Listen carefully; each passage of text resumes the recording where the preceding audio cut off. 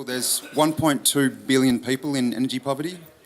And I was reading a book by Dr. Rapindan Malhotra called Cubic Miles of Oil, and he claims that 15,000 children under the age of 5 die every day for energy poverty. And so that stat alone isn't reason enough to actually consider this to be a very, very critical and important issue. I don't know what, that's one kid every 6 seconds. So it's an issue here in Australia and also globally. And I think Australia's got a very important role to play in this energy challenge, and almost an obligation to drive innovation, particularly in nuclear energy. We've got a third of the world's uranium, as Jo mentioned during her talk. Geological stable continent, relatively, comparatively stable political climate. And yet we haven't embraced nuclear power. We're the only one of the top 25 countries on the planet that hasn't. And this is part due to the Australian Democrats sneaking in an amendment into the Environmental Protection and Biodiversity Conservation Act of 1999, almost 20 years ago. Section 140A goes like this: no approval for certain nuclear installations. The Minister may not approve an action consisting of or involving the construction or operation of any of the following nuclear installations. A nuclear fuel fabrication plant, a nuclear power plant, an enrichment plant, or a reprocessing facility. There was a Royal Commission in South Australia 2-3 years ago which looked at the full, basically all these points and more, the full nuclear fuel cycle, and their recommendations were more or less that this needs to be repealed. All points, if not most of them, if not all. In fact, with 80% of the country's uranium, former Premier Mike Rand was correct to say that South Australia could effectively be the Saudi Arabia of uranium if some of these laws could be repealed and they were to embrace it. That's from, obviously there is mining there, but there can be, why can't we enrich fuel, process, fabricate fuel, have nuclear power, process wastes, and store it as well. It would certainly transform the South Australian economy from what it is now. But unfortunately, to borrow a phrase from the Honourable Aaron Stonehouse, our political leaders lack the testicular fortitude to see this happen. It's nuclear power is a very scary topic in their eyes and in some people's eyes in the public, and so the politicians are only looking to be re-elected over their term tend to just let that one through to the keeper, and subsequently we continue to suffer. It is demonised by the anti-nuclear movement, which is a small minority, but they are very vocal, and it is quite easy to demonise. It's radiation's invisible. A lot of people don't understand it. You see that radiation symbol, people get a bit scared, and that's largely due to sort of a lack of scientific literacy. And the anti-nuclear crowd definitely jump on that in spades. So it would be very easy to run an anti-nuclear campaign. I think you could make things sound very, very scary and actually scare the public into going, well, maybe it is a bit dangerous, probably best not to have it. But fortunately, we've got organisations like the Australian Nuclear Association and Bright New World that are spreading the good news about nuclear and trying to entertain and educate the public on the importance of it. But more needs to be done, and as I was saying, the anti-nuclear crowd certainly they spread basically lies. One well-known Australian anti-nuclear campaigner continually spreads throughout the media and articles that almost 1 million people were killed in Chernobyl. They just keep repeating it. And in fact, there was, I think, only about 55 firefighters died in a helicopter accident, and I think the UN said that there was most likely to be about 6,000 cases of cancer, some of which are going to shorten the lives that get there. So a far different number to the million that gets spread around. And furthermore, a lot of people also don't realise that From 3 Mile Island, there was no deaths. From Fukushima, there's been no deaths from radiation exposure. But yet this doesn't sort of make it into the narrative when the lobbyists try to demonise this clean energy source. In fact, sometimes I think we probably wouldn't be talking about climate change at all if it wasn't for the anti-nuclear lobby. They certainly, there was a few court cases in the US that they celebrated in the 70s, which then saw a lot of construction costs blow out. So I always, when talking to them, I say, well, you love holding up high the importance of science when talking about climate change, but you're very quickly to put your hands over your head when it comes to talking about the science of nuclear power, which is very, very well understood. We know nuclear is the lowest deaths per unit energy produced. It uses the least amount of land per unit energy. It has one of the lowest life cycle carbon dioxide emissions, and I think compared to wind and solar, uses the least amount of materials from concrete, glass. So it's there's many reasons why we need to start embracing this. Because we do have a ban in place, there is somewhat of an opportunity that if we do legalise this tomorrow, we can actually start from a fairly clean slate on a regulatory front.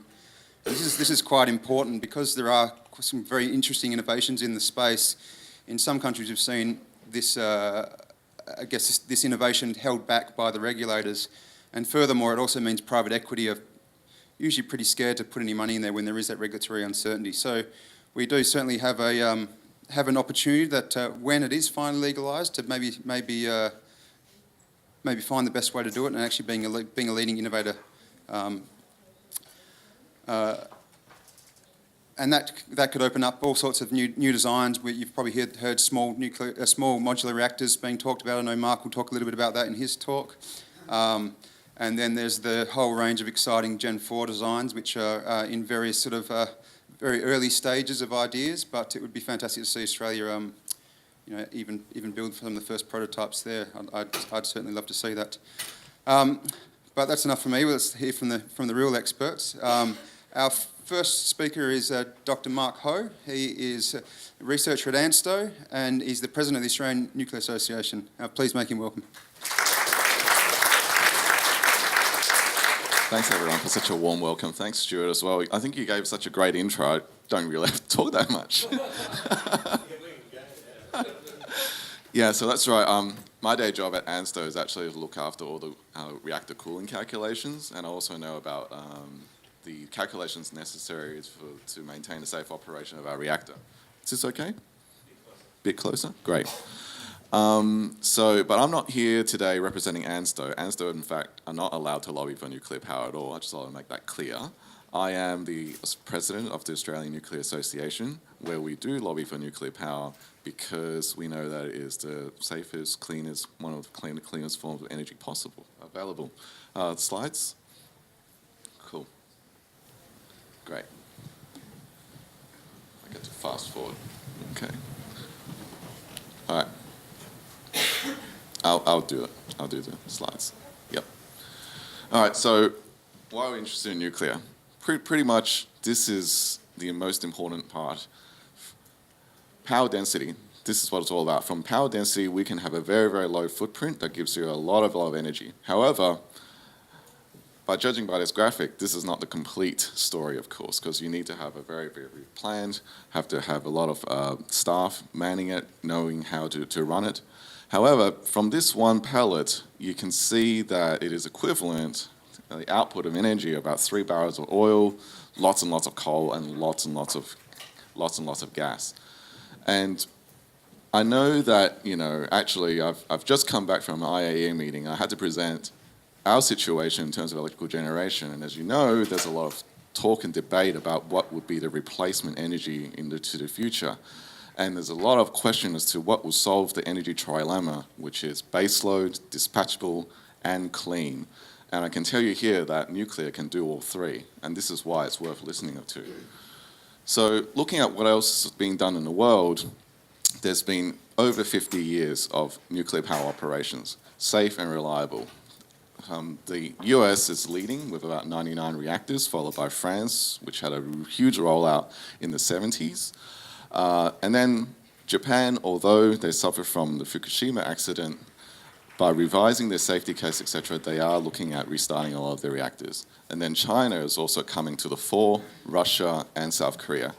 What's most interesting about these numbers is that the three leading new build countries are actually China, Russia, and South Korea. Because what we've been seeing internationally is a kind of energy plateauing in terms of demand in the West, whereas, of course, Southeast Asia is coming to the fore. So, sorry a little for this slide. This is kind of like a science lecture. But to bring it back to what it's all about, when we're talking about fission energy, it's about splitting of the atom. And as you've already seen, we have a fuel source such as the uranium-235. Now, I just want to make this clear is that when people think about the splitting of the atom, the neutron being absorbed by the nucleus, it's not actually due to the force of that neutron, okay? The neutron is absorbed by the nucleus, and it's absorbed more easily if the neutron is slow. So what I mean by that is that when a neutron comes out of a nucleus, it is actually traveling very fast, it's like some kind of percentage of the speed of light. But when it kind of hits the hydrogen atoms in the water molecules, as it does in a pressurized water reactor, it slows down. And it slows down to the kind of energy you have, say, at room temperature. And this makes it easier for that neutron to be absorbed and then for it to split. And when it does split, then it creates your fission product, releasing a lot of that energy in terms of kinetic energy. And it's by that kinetic energy that heats up the cooling water, and from that you can turn a steam turbine. So when people say, oh, you must be very smart, you're a nuclear physicist, etc., not really that true, because in fact, you just have a very, very sophisticated, kettle in a way. Okay, so this is the kettle. You have essentially the core with all the fuel. You have the coolant, which for pressurized water reactors is just simple light water. And then, of course, you've got your steam generator, which is this big contraption on the side, creates a lot of steam that turns a turbine, that gives you electricity. And then, of course, you have your associated systems, such as your pumps, your control rods, to kill the nuclear reaction. And you have your pressurizer to maintain a pressure of 150 atmospheres. And you have to do that to prevent the water from boiling. And, of course, if things go really wrong, you want to have your containment that will capture any of the fission products, should there be a leakage, etc. So, a little bit closer look. Now, the way I presented this information, I just highlighted light water, light water, light water. And there's a reason for that, because I actually didn't start off being such an advocate for nuclear energy. I just started off at ANSTO because I liked the way that they were doing engineering. It's very, very high tech. And then I got interested in fusion. I thought, well, this is a little bit crazy because you're trying to get these positively charged particles to hit one another. It's quite difficult, right? And then I looked at advanced reactors, such as those things that you might have heard, such as high-temperature gas reactors and molten salt reactors. And then finally, I kind of went full circle, and I thought, wow, what's this pressurized water reactor all about? What's really interesting about this design is that the light water fulfills three major roles, which is to cool and then to moderate. So what I mean by that, because I mentioned before, the idea of those neutrons, you want to slow them down. And to slow them down really easily is to have lots of hydrogens, which is by atomic mass about the same. So the light water also slows those neutrons down and it allows it to be easily captured by the fuel. And then thirdly, the light water also serves as a great radiation protection as well. So by having these three things, and then for all that to be encapsulated in a reactor pressure vessel, you have a very, very efficient machine. And this is primarily the reason why of the world's global 470-odd power reactors, 65% of them are all pressurized water reactors. And then the other things that you have, such as your fuel, uranium dioxide, which has a melting temperature of 2,030 degrees thereabouts. And then it's materials that make up for this reactor are all kind of materials we're very, very knowledgeable about. So for instance, using steel as your pressure vessel, 20 centimeters thick. Control rods with silver, indium, cadmium that absorbs the neutrons. So all these things have kind of been very, very well worked out. And so what you essentially have is a very, very well understood machine that can work very reliably. Then other things as well as your operational temperature is about 300 degrees, operating about 150 atmosphere, and then you're turning a steam turbine, which gives you about 33% efficiency. And that's just a catch point for you to talk about high temperature gas reactors where you can get more efficiency. Okay, so I'm just going to highlight what's been going on around the world. One of the best examples of a good nuclear build is currently underway in the UAE. So the South Koreans have actually been continuously building out pressurized water reactors, and they have a very, very robust supply chain. And this actually is essentially what makes nuclear builds affordable and on schedule. And they've been able to demonstrate this in the UAE. So we're talking about 1.4 gigawatts of reactors. These reactors are very, very large in terms of production scale. Actually, so large that you probably wouldn't be able to even put one of these on the Australian grid currently. But over there, they can use this energy to do all sorts of things, such as value add, their gas, for example. And what you don't really want, for instance, is to export all that gas, and then instead of burning it yourself, what you want to do is you want to have nuclear reactors, so you can have nuclear power, and then export all the oil, etc. So we're looking at a dollar figure that's actually half the price of what the US is currently building their reactors at, and this is a demonstration of what you get when you get a good supply chain.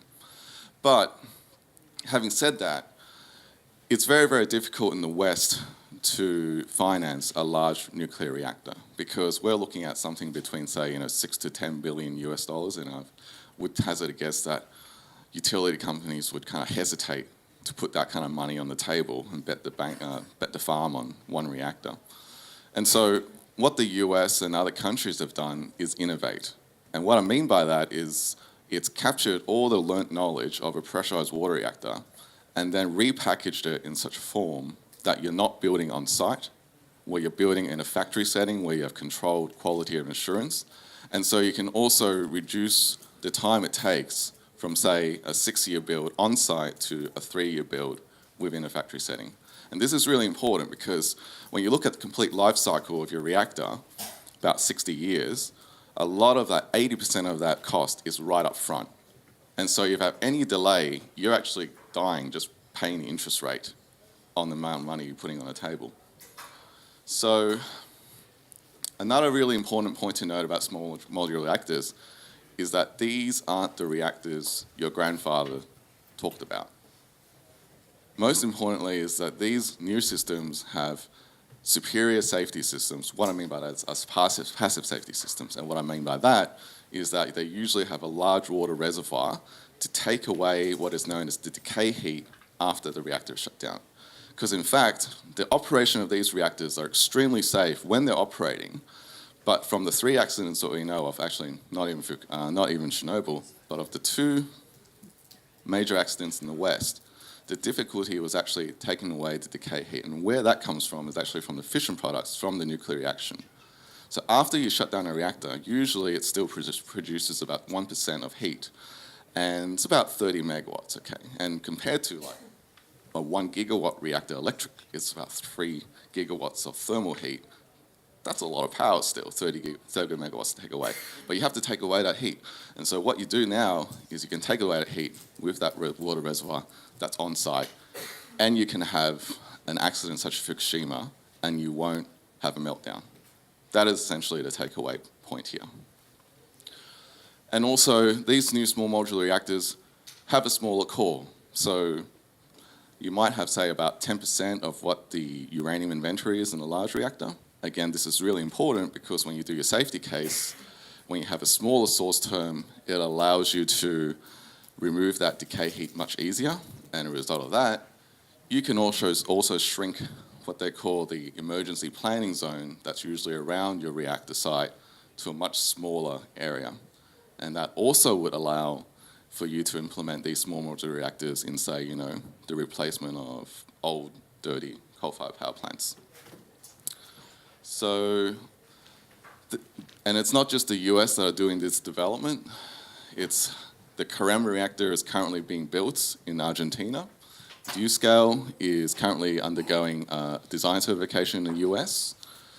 The ACP 100 in China is currently undergoing also detailed design. You might have heard about that the floating nuclear power plant is currently in Murmansk being fueled and to be undergoing hot commissioning. And then there's also the smart reactor, which the South Koreans are in negotiations with the Kingdom of Saudi Arabia, South Korea, in negotiation with Kingdom of Saudi Arabia for export. So what I'd like you guys to know is that, there's lots of activities happening and we're kind of living under a rock because the information is not getting out there, to know that there is a viable solution that can be affordable. And now sorry, this is kind of biting into Ben's territory when we're talking about cost, but I'd just like to throw this slide up for comparison. So I've got three kind of methods of generation compared to one another. I'll just caveat this slide by saying NuScale, the first of kind, hasn't been built yet, but it is, the costings are solid because it's done by Fluor and they've done nuclear builds. But the comparison between all these is that they all generate about the same amount of electricity per year. But you can see that when people talk about, we can do everything with solar and wind and, well, not really, because if you look at the price of that concentrated solar thermal power plant being currently operating in the US, Nevada, I think, at the border of California and Nevada, it costs a lot, okay? And not only that, but compared to nuclear, wind and solar uses massive amounts of land. And also, it's not on demand, so you might have to go out there and do a wind dance or something, hopefully it'll turn. And also the capacity factors are very, very low, okay? And not only that, but also the lifespan of these other systems are much shorter than nuclear, which is, I would say, at minimum 60 years lifetime. So you build it, it's gonna be there, it's gonna be producing. So I was just over at a dinner a couple of nights ago. I was speaking with someone from the University of Melbourne, and I thought, okay, this is a great opportunity to talk about nuclear power. So I didn't really go down that road straight away. I just said, did you know that, people that like renewables, they actually like gas a lot? And then she goes, well, why? And I said, well, because currently, if you look at South Australia, it's either wind or gas. And it's gas 60% of the time. So if you build wind, you're actually locking in gas. And she was very upset. So I wasn't trying to make her upset, but I just was trying to tell her that what people think is good might not necessarily be what they know is good. So know to be good if they have better information. Of course, we always talk about nuclear power and we always talk about the waste because that's a large question. Well, from a nuclear physicist or nuclear engineer's perspective, to us the waste is not the problem compared to the nuclear power plant, which is actually something that is in motion and active. For us, the question of waste is it's inert, it's static, and there can be an engineering solution for this. The question of what you want to do with the waste is completely an economic and a technological issue. I would also point out, for example, in Finland, the waste repository, which is currently underway. Ben will talk more about it. You can dispose of this very, very predictably. That's the most important point to note. And the other point to note that people don't really understand is that when people say, the nuclear waste is going to be like 24, hundreds of thousands of years, completely unsolvable, this is completely incorrect. One of the most important points to note is that the most radioactive component of that waste is all the short-lived stuff, all the fission product stuff. So we're talking strontium and cesium, and the half-life of these elements is about 30 years. Now, if you do the maths, 10 consecutive half-lives is 300 years. And by the end of 300 years, nearly everything's gone because it just decays away and there's nothing left. So if you reprocess that fuel, you can separate the medium stuff out from the long life stuff. You can burn the long life stuff in a fast reactor, or you can put it into a cask, etc. It's all completely up to you. So And of course, just want to bring it back home, we are faced with a problem. A lot of that coal-fired generation we've got in New South Wales is going to be coming offline very soon. It's frightening, really. It looks like, you know, a cosine curve. It starts off gentle and then it falls off a cliff. And I think we really got to put some thinking into giving ourselves some options, and perhaps not to leave us, you know, too out on the left field when, if we don't consider nuclear, then if we do want a future where it's clean and it's base load, we wouldn't have one of the tools in our toolbox to address that. So the siting of small modular reactors also is much easier given it's smaller. Sorry, I didn't actually define small modular reactors. Small modular reactors are like 300 megawatts or less. That's what I mean by that. And you have good siting options. And then finally, I just want to also give credit where credit's due. I mean, ANSTO, which is the guardian or, you know, the operator of our Opal research reactor, it's actually just 50 minutes drive from here, like within, you know, the Sydney metropolitan region. And most people don't know about it, but it provides robust operation 300 days per year. It is actually the envy of the world when it comes to robust research reactor operation. And we have a lot of know-how, and I just want people to know that, you know, Australia is not completely devoid of nuclear knowledge and understanding. We have a working knowledge of nuclear power, or nuclear, not nuclear power. So that's it. Thanks very much. Thank you very much, Mark. We'll jump right into the next speaker. It's Dr. Ben Hurd. He's the Executive Director of Bright New World, a fantastic NGO based out of Adelaide. And we will also be hearing from him tomorrow, but here he is. Thanks, Stuart. Thanks very much, and thank you so much for the invitation. I really am pleased to get an invitation to come to an event like this. I think it's incredibly important. Tomorrow I'll be giving a much broader point of view of how I see nuclear technology as fitting into a broader worldview about what's important and what we're trying to achieve. But today I'm just going to build a little bit on Mark's really good introductions. We've known each other for ages, but I think it's the first time we're double teaming presentations. That was a really good introduction, so I'm just going to offer a little bit more. In a presentation I've called it How Much, How Clean, How Cool. So I want to talk a little bit about some of the economic and commercial issues relating to nuclear power, particularly for Australia. How clean, just give you some of the data about the greenhouse gas emissions for nuclear power, and how cool, just talk about a couple of the other nuclear innovations as well. I think the first one, how much, is probably very important for this gathering because I think nuclear technology, nuclear power, is one of those issues where you're going to find many, many characteristics that you feel right at home with supporting. For a range of reasons, and I'm not an expert in libertarianism or libertarian thought, but that feel quite at home. And then some of the commercial and economic realities you may find you need to make some sort of a trade-off at the moment. It all depends a little bit, but let me explain what I'm talking about. Okay, so how much does nuclear power cost? It seriously depends where you look, and so I'm really, really glad that Mark pointed out the build in the UAE as an example. You have to go global with the data. Australia has a predisposition to look to the USA and the Anglosphere or Western Europe and say, we're like them. It's kind of this weird racial prejudice, like they're white and speak English, so we'll do the same nuclear as them. No, the Opal reactor was built by the Argentinians. We had an open global tender. Okay, because we don't have a sovereign interest in nuclear. We don't have a Westinghouse that will definitely build it or a Rosatom that will definitely build it. We would have something competitive. If you are competitive and if you have get into a mode of being well practiced at building nuclear power, you can start to make it quite cost effective. Does that have a zapper? It doesn't, that's fine, I've highlighted it. You can see the enormous discrepancy between, for example, the United States and Korea in the cost per megawatt hour of electricity for nuclear power. It's huge, so that prejudice can be very expensive. If we have an open global tender and we ask providers to sharpen their pencils, nuclear power is available at a good price. Now, top line here, the investment cost. This is really critical, and this is one of those commercial issues that you are going to need to consider. Because particularly at the moment, before the advent of factory-built SMR, we are talking about a lot of capital expenditure at the front of the process.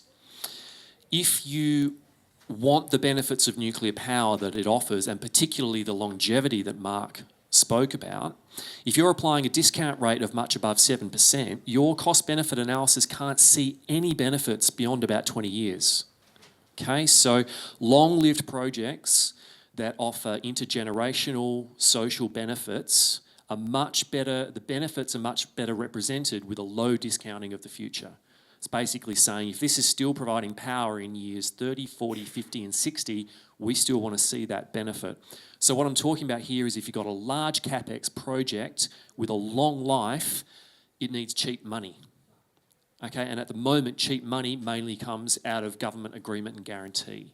So private capital markets will not want to particularly drop $25 billion for something that has a 4 to 6 year build and a 60-year design life.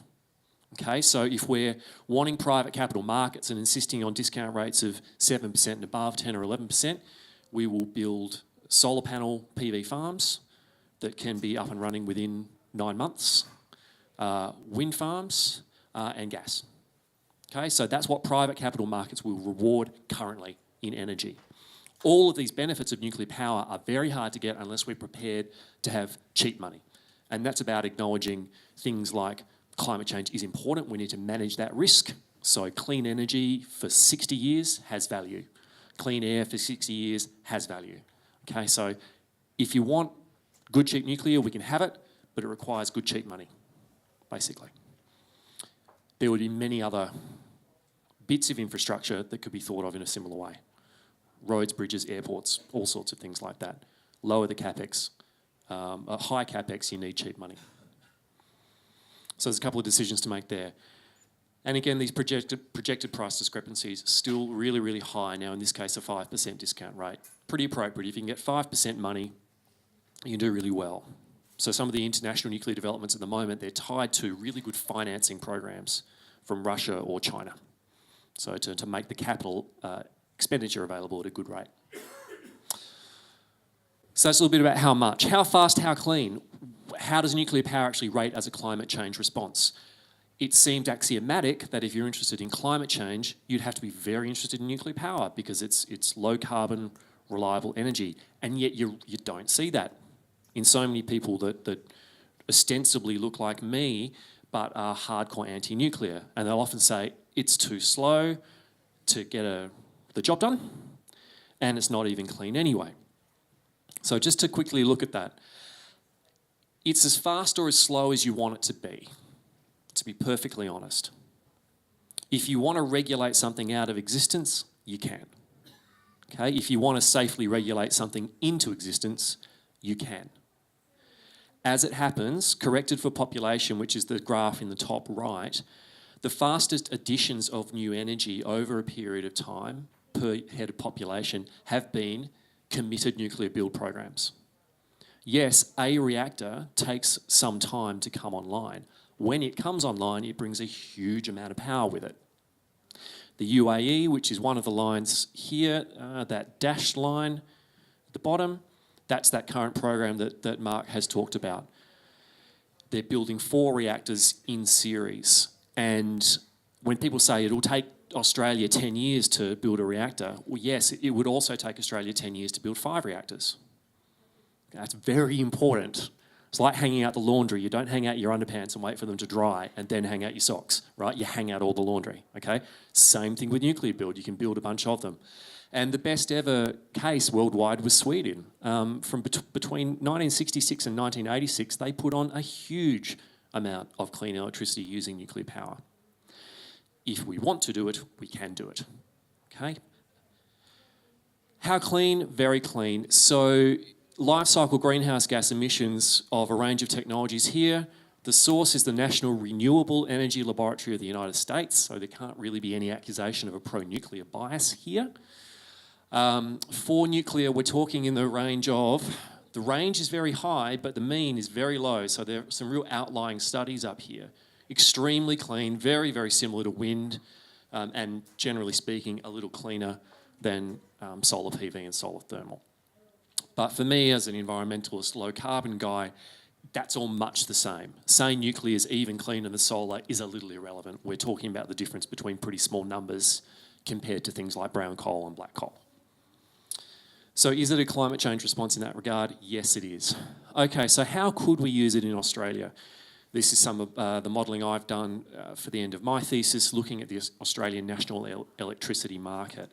We took hourly demand in 2030 for Australia, and we did a couple of different models. In this one, we've combined just nuclear and gas. So we've taken all of the projected rooftop solar and Australia's existing hydroelectric facility, and we've taken them off the demand. That's left us with a residual hourly demand. We have to meet that residual hourly demand. In this model, we try to meet it just with nuclear and gas. So that would take 26 gigs of nuclear, a little bit of gas. Average levelised cost $97 per megawatt hour. That's a lot more expensive than the NEM average today. That's something we're all going to have to get used to. So long since built and depreciated coal assets will close. We aren't going to have power at $30 a megawatt hour from big new assets to be built today. But in a couple of decades' time, the new price starts to look okay. Something that's incredibly important in competitiveness in Australia isn't just how much the price is, but is it steady and reliable? Is it predictable, and does it offer certainty for investment? Fortunately, this does. But we'll see how it compares. So what we can see here is the proportion of nuclear supply. If we just run nuclear and gas, it gets cheapest with nuclear doing about 95% of the supply, and gas can ramp up and down to get the rest of the supply. And we get a very, very clean grid. So in theory, it could be done. I thought I was going to show you another one. We also modelled nuclear, wind, solar and gas all together. And we find they can also actually work really, really well together, provided we're not using too much wind and solar. They're quite larger, much larger wind and solar sectors, yes, but not trying to get them to do absolutely everything. But obviously, I decided you wouldn't be interested in that. How cool. There's a little bit more advanced nuclear that's worth looking at. It is a reasonable point that Australia is going to have a lead time between now and whatever our first nuclear reactor is.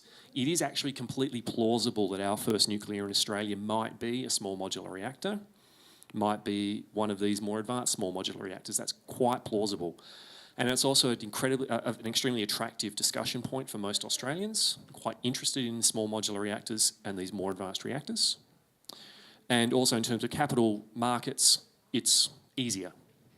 So a couple of other things that are available. Terrestrial Energy is a Canadian company.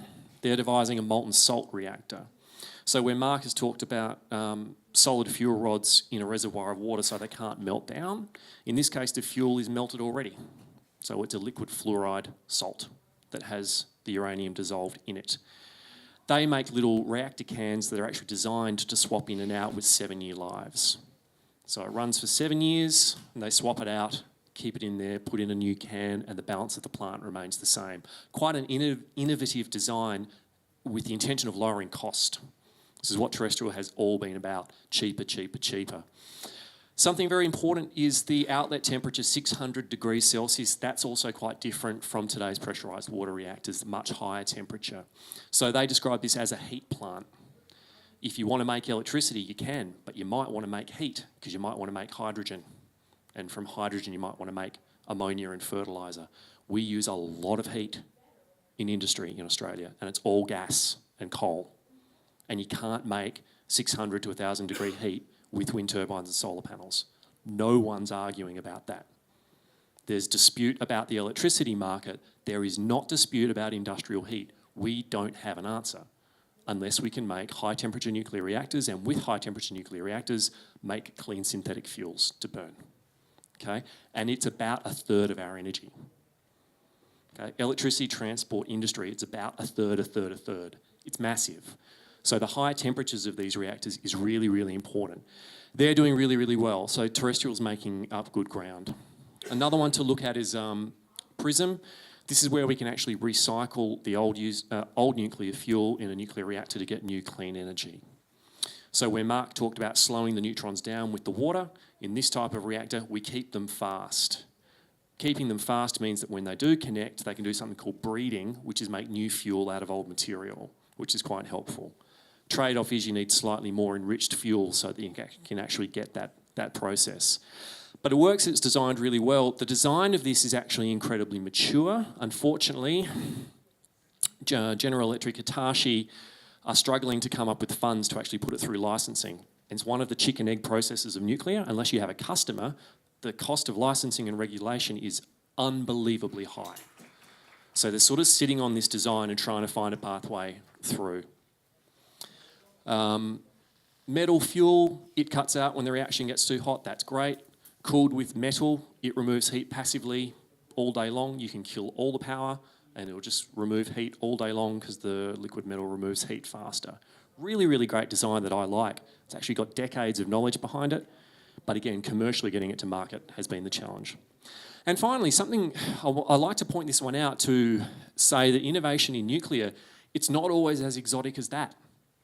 This is just better fuel rods. It's really simple. Actually, it's probably not that simple.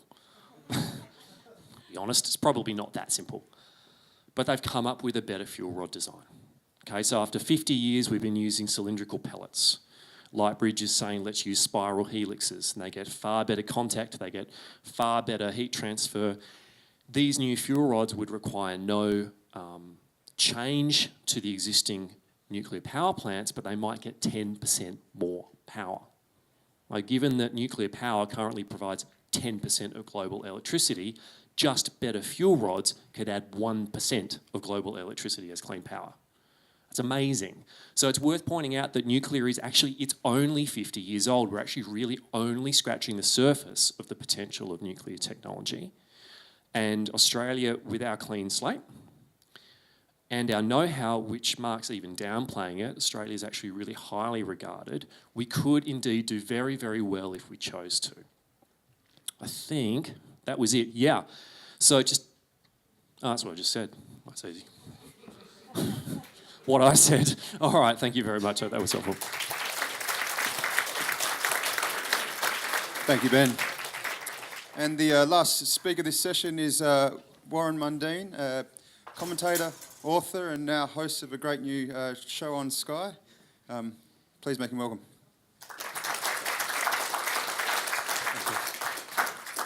Thanks very much for that, and thanks for the scientific information and all the stuff that I bow to use because of your science. I'm not going to pretend I'm a scientist. I'm just a commentator and that. But I just find it interesting and strange that in regard to Australia and its approach to nuclear power. I'm basing my talk today on two papers I put out, one on the 23rd of October in 2017 and the other on the 29th of March 2012, in regard to listen to the science and step into the nuclear age. Nuclear science is just that. It's science. When Australia makes decisions about mining and export of uranium or the development of a nuclear energy sector, we need to make them based on evidence, not on emotions.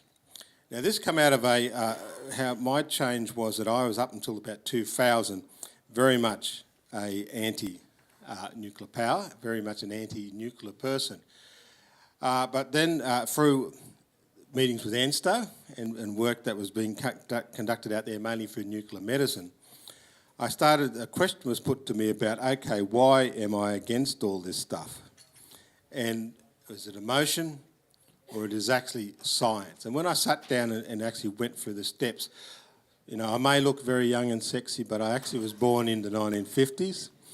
And I grew up on the B-grade movies of the giant ants and all those type of movies. So, and also we lived under the Cold War and where the threat of nuclear weapons and everything played into the way people were thinking. But when I started sitting down and looking at it, I worked out that most of that, if not all of my anti-nuclear, was based very much upon emotions. And this is where the battleground is. The battleground is on emotions and actually dealing with those issues of emotions and how we can actually move forward. Now, in my article, I said, listening to the scientists, we hear the phrase in discussions on climate change. Now, I'm not going to argue about the support, the facts or non-facts or whatever of climate change. But the Green Left only listen to scientists if it suits their politics. Now, what I mean by that is they'll sit there and they'll sit there and they'll say, look, the world's got climate change, we've got a whole range of problems, we're all going to die, we're all going to end up in hell and all that type of stuff. For me, as a non-scientist, as a commentator, as an ordinary Australian, my question is, if that is the case, why haven't we got everything on the table to discuss openly and freely and listen to the science of it and then do the battle from there? Now, I was in a famous discussion, some of you as ABC watchers on the drum, about that very argument, where people were on one side were saying, we're all going to go to hell, climate change is going to kill us all, it's just disgraceful, everything's going to happen. And I said, okay, I'm not going to argue with that case. I'm going to argue the case that if that is a fact, and you believe it to be a fact, then why isn't nuclear on the table?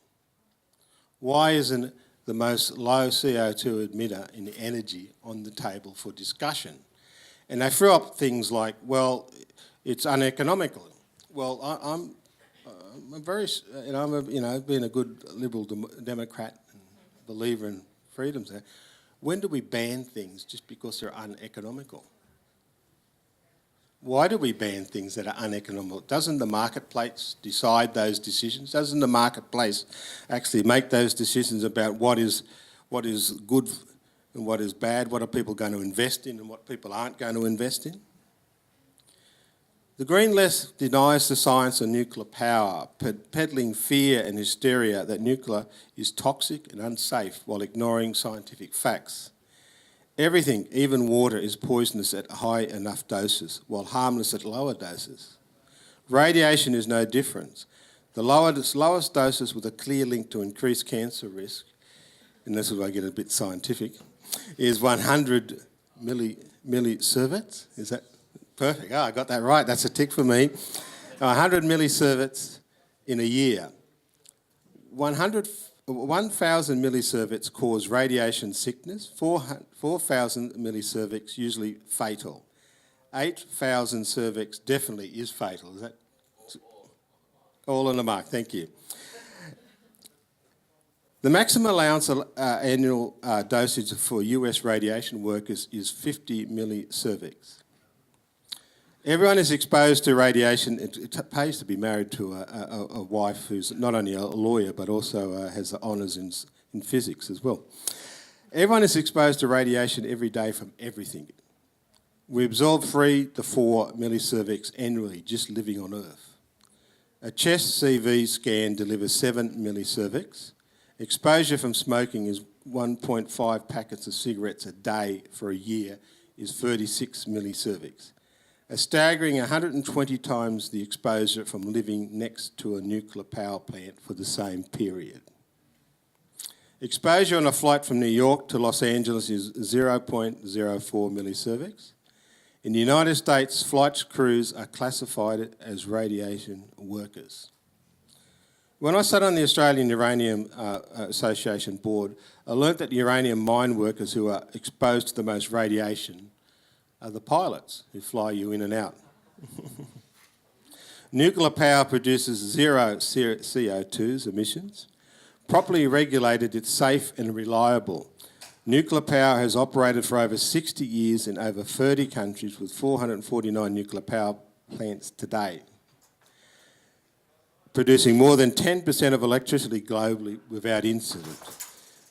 When was the last time you heard of a nuclear failure in France?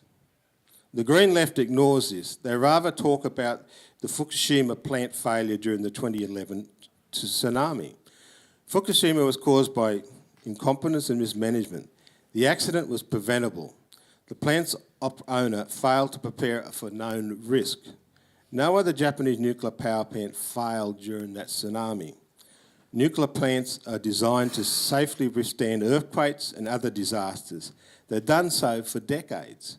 Examples including the devastation of the 1995 Kobe earthquake and the 1999 Taiwan earthquakes.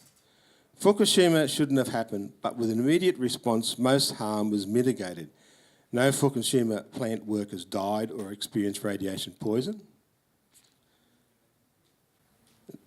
or of more than 20,000 workers, 167 were exposed to over 100 millicervics, and of more than 150,000 evacuees, a small number may have received dosages above 100 millicervics. Many residents can now return to the evacuated area. Some have to live with elevated background radiation of up to 20 millicervics per year. This would reduce with further remediation, but in the meantime is within safe limits. Put another way, levels are 5 to 7 times higher than normal, so spending one day in these areas is like spending a week in Tokyo. Nuclear is one of the most highly regulated industries in the world, with safety precautions disproportionate to actual risk. The Green Left exploits this for alarming purposes. Evacuations and people in plastic overalls with Geiger counters means it must be bad. Actually, it's extremely precautions. The Green Left also ignores scientists on gas extraction, making exaggerated and false claims about fracking and unconventional gas. They should listen to the scientists. Australia's emissions are 1.3% of global totals. Finkel had testified the impact of Australia's emissions on global climate is virtually nothing. He justified Australia taking steps to reduce emissions with an analogue that individual votes don't impact election outcomes and people still vote. Sure, but people don't pay to vote. The Paris targets won't stop global average temperatures rising by over 2 degrees Celsius. The critical threshold.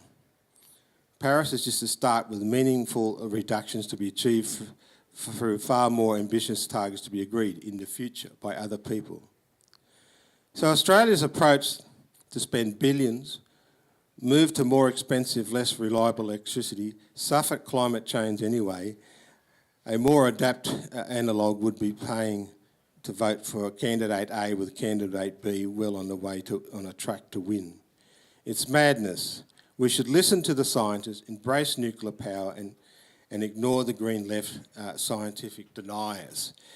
I believe Australia, with all its regulations, can be a well-rounded nuclear industry, from extraction to exporting to bringing back the nuclear waste into safe areas, and also dealing with other issues of nuclear power and nuclear medicine. Thank you.